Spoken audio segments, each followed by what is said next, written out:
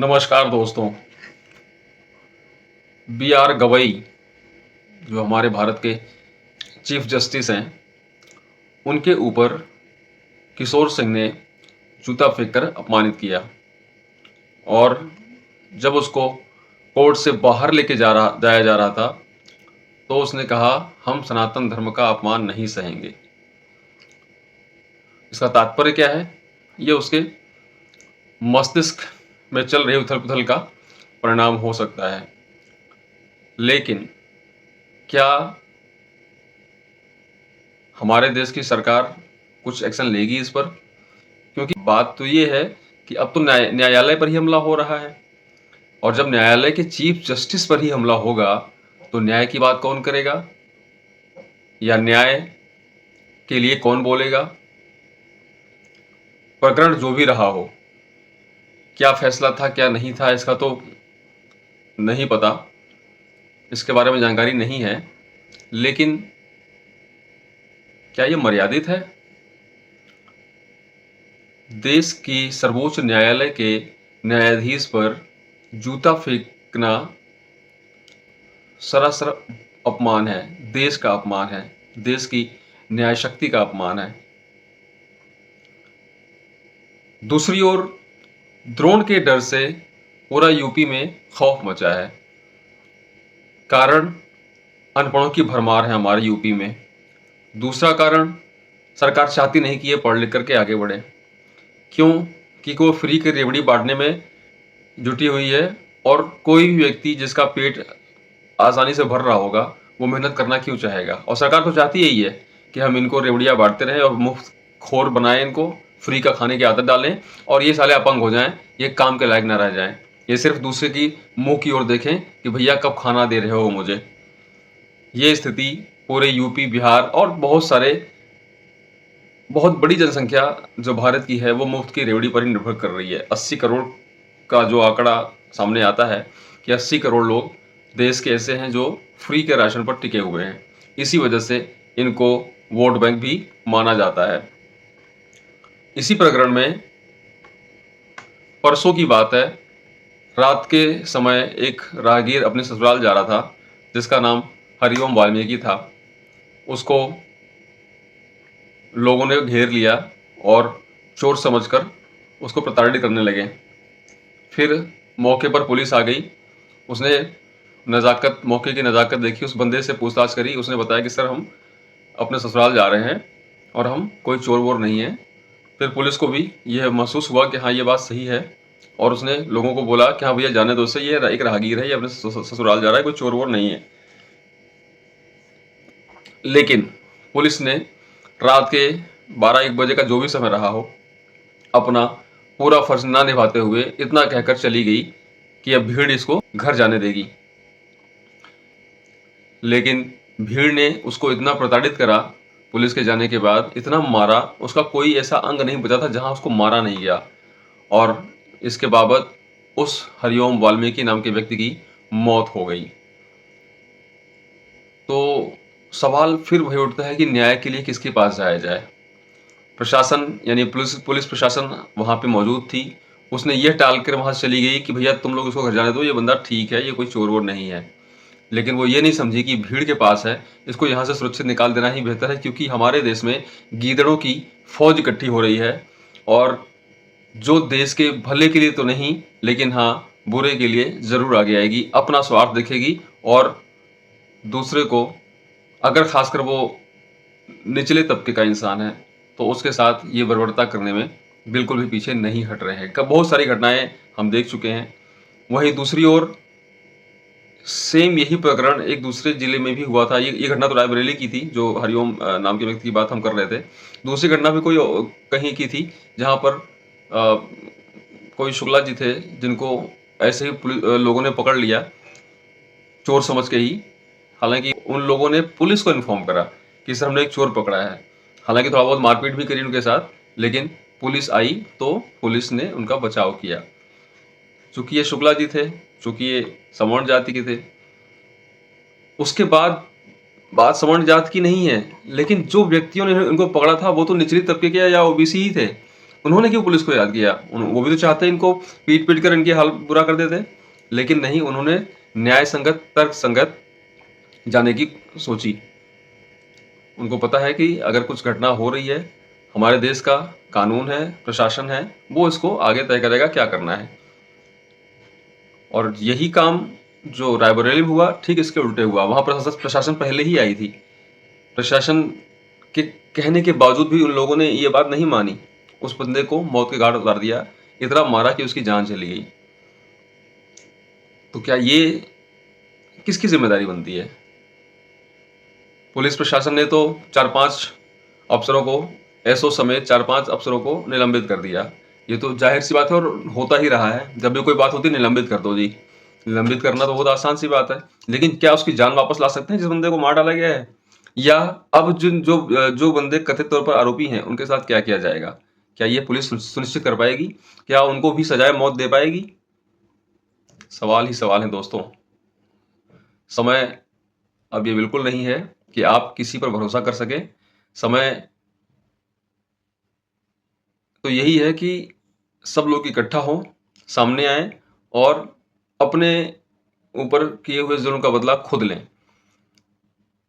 क्योंकि अब इतनी गोरख धंधा हो रहा है, इतना झूठ-फरेब चल रहा है कि जो है नहीं उसको वो बना के मार दिया जाता है और जो है वो खुलेआम घूम रहा है। किसी भी अपराध की बात हम कर लें, किसी भी अपराधी की बात कर लें, जो व्यक्ति ने अपराध नहीं किया है, उसको तो ये लोग पकड़ के एनकाउंटर करके या कुछ करके उससे कबूलनामा करवा लेते हैं कि हाँ भैया, अब हम ये नहीं करेंगे, हम बाबा के दरबार में हैं, बाबा के राज में हम दोबारा नहीं आएँगे। लेकिन जो सचमुच का अपराधी है वो खुलेआम घूम रहा है अभी भी। बहुत ही भयानक स्थिति है देश की। न्याय व्यवस्था की हालत बहुत गंभीर है। आईसीयू में भी शायद उससे भी आगे की स्थिति आ गई है। देश किस ओर जा रहा है कुछ पता नहीं है। जब तक आप सेफ है, सुरक्षित हैं, सेफ हैं, जब तक आप कहीं किसी के चंगुल में पड़ गए तो आपका क्या होगा, ये फिर आप जानते हैं या ऊपर वाला जानता है, या फिर ये पुलिस प्रशासन जानती है जो आपको बताते नहीं कि हुआ क्या था, क्या सही था, क्या गलत था। देश में मनुवादी विचारधारा की इतनी ज़्यादा प्रभाव बढ़ रहा है जिसका कि हम आप सोच भी नहीं सकते। इस मनुवादी विचारधारा का एक मैं भी भुक्तभोगी रहा हूँ कभी, जब मैं एजुकेशन सिस्टम में हुआ करता था। 2005 में जब मैं एमए करने के लिए इलाहाबाद यूनिवर्सिटी में दाखिला लिया था, उस समय भी मैंने भी देखा वहाँ पर ये मनुवादिता वहाँ पर भी प्रभावी है। वहाँ पर भी वहाँ के जो उच्च जाति के टीचर हैं या हेड ऑफ डिपार्टमेंट हैं, वो भी आपके साथ भेदभाव करते हैं।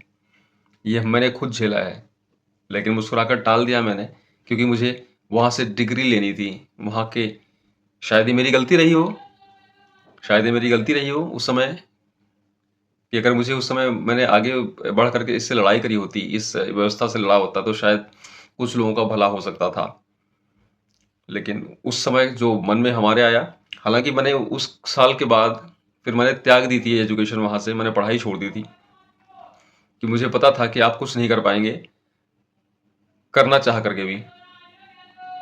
करना चाहते हुए भी आप नहीं कर पाएँगे, क्योंकि इनकी मानसिकता आप पर हावी रहेगी। और जब भी वहाँ पे आप आएँगे तो आपका मन वैसे दब जाएगा कि ये क्या, आप किसके पास आए हैं पढ़ने के लिए आप? किससे शिक्षा लेने आए हैं, जो आपको देना ही नहीं चाहते हैं? स्थिति बहुत बुरी है। जो देश में बात चल रही है कि एससी, एसटी, ओबीसी की जो बात चल रही है, वो सही मायने में बहुत, बहुत बड़ी बात करी जा रही है। और ये बहुत बड़ी सच्चाई है कि एससी, एसटी, ओबीसी को पूर्ण सपोर्ट, पूर्ण सहायता नहीं मिलती है। जहाँ पर बात आती है सवर्ण का कोई बच्चा है, सवर्ण के परिवार के लोग हैं, उच्च जाति की बात करो सवर्ण ना कह करके, उच्च जातियों का ही समावेश चारों तरफ भरा पड़ा है। किसी भी संस्था में जाएँगे तो प्रोफ़ेसर, अगर शिक्षण संस्था की बात करेंगे हायर लेवल की, तो वहाँ पे आपको प्रोफ़ेसर अधिकतर आपको सवर्ण ही मिलेंगे। तो ये परिस्थिति सिर्फ़ शिक्षा संस्थान की नहीं है। आप किसी भी संस्थान में चले जाएँगे, आपको उच्च पदों पर यही मिलते हैं। और जब आप उच्च पदों पर यही होंगे, तो सोचिए कि न्याय की व्यवस्था जो कि खरीदी बेची जा रही है या शक्ल देखकर दी जा रही है, जाति देखकर दी जा रही है, तो वहाँ पे आपका नंबर कहाँ से आ सकता है? बहुत सारे मनुवादी विचारधारा के उसी विचारधारा से निकले हुए लड़के, उन्हीं के परिवार के लड़के, उन्हीं के समाज के लड़के भद्दी-भद्दे कमेंट करते हैं फेसबुक पर किसी व्यक्ति विशेष पर जब ऐसी कोई बात आती है, तो भद्दे-भद्दे वो करते हैं कि 75 साल से आपको आरक्षण दिया जा रहा है, तो आपने लाभ क्यों नहीं लिया? अरे लाभ क्या मिल रहा है भई? चारों तरफ से तुम गीदड़ के झुंड के सामने कोई व्यक्ति पहुँचेगा, तो क्या कर लेगा? जिसकी मानसिकता इतनी घटिया और गंदी सोच वाली हो, तो वो व्यक्ति कैसे तुम्हारे बीच रह पाएगा और कैसे अपने शरीर और मन को एकाग्रचित करके बेहतर परिणाम दे पाएगा?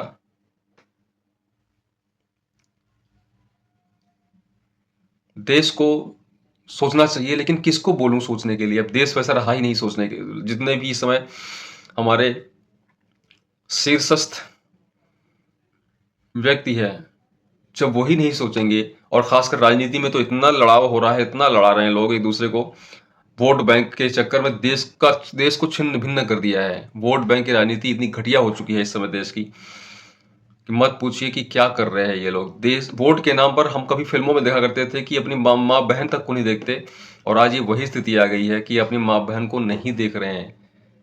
वोट बैंक के लिए जाति जाति से लड़वा रहे हैं, धर्म को धर्म से लड़वा रहे हैं, और लोग लड़ रहे हैं। सबसे बड़ी बात तो है कि लोग लड़ क्यों रहे हैं? क्या ये लोग लड़ कर के कुछ पा पाएंगे? कुछ नहीं पाने वाले। ये सिर्फ उनको जिताएंगे, वो अपनी कुर्सी संभालेंगे, वहां से लूटेंगे, भ्रष्टाचार करेंगे, सारा पैसा अपनी जेब में डालेंगे और चलते बनेंगे। तुम फिर से मुंह ताकना अगले पंचवर्षीय का, जब अगली चुनाव आएगा, फिर ये तुम्हारे पास आएंगे भैया भैया करते हुए, और फिर से तुमको अपना बना लेंगे कुछ समय के लिए, और तुम कुत्ते की वही पूंछ जो कभी सीधी नहीं हो सकती। तुम फिर कुछ रुपयों के लिए, कुछ खाने पीने के चक्कर में तुम सब भूल जाओगे, और तुम फिर से वही करोगे जो अभी तक करते आए थे। सोचने वाली बात है कि चीफ जस्टिस ऑफ इंडिया के ऊपर जूता फेंक दिया गया, वो भी उन्हीं की सीट पर, जूता फेंक के कोई वो कर दे, तो इंसान की गरिमा तो गई। चीफ जस्टिस ऑफ इंडिया की गरिमा जो होती है देश के लिए, वो तो छिन्न भिन्न हो गई भाई। तो फिर हम हरिओम वाल्मीकि की क्या औकात है, क्या बात करें उसके बारे में? उसके साथ जो हुआ वो तो उसका किस्मत थी, वो कि उसके इनके द्वारा रचित भाग्यवाद की बात करूं, जो इनके द्वारा ही रचा हुआ है, कि उसके भाग में था ये। दो रात को निकलना और भीड़ के द्वारा पीट पीट कर मारा जाना, ये उसके भाग्य की बात है। फिर तो यहाँ पे देश, समाज, परिवार, कानून, प्रशासन की तो कोई बात ही नहीं रह जाती। ये तो यही है कि भैया जो बच गया तो उसके भाग्य में है, नहीं बचा तो उसके भाग्य में था, उसकी किस्मत की लेखी है ये। हम आप चिल्ला चिल्ला के मर जाएंगे, लेकिन किसी को फर्क नहीं पड़ेगा। मुझे लगता है कि हमें एक बार फिर इकट्ठा ही होना पड़ेगा, बाहर निकलना पड़ेगा, चिल्लाना पड़ेगा, एक साथ बोलना पड़ेगा, लड़ना पड़ेगा, छीनना पड़ेगा, करना पड़ेगा। नहीं तो ये हम ऐसे ही रोज नए नए केस देखते रहेंगे, बातें करते रहेंगे, और फिर आगे की ओर चल पड़ेंगे। यही होता रहा, यही चलता रहा, यही होता रहेगा। लोग आएंगे, अपने विचार रखेंगे, चिल्लाएंगे, आप सुनेंगे, और फिर शांत हो जाएंगे। भारत माता की जय।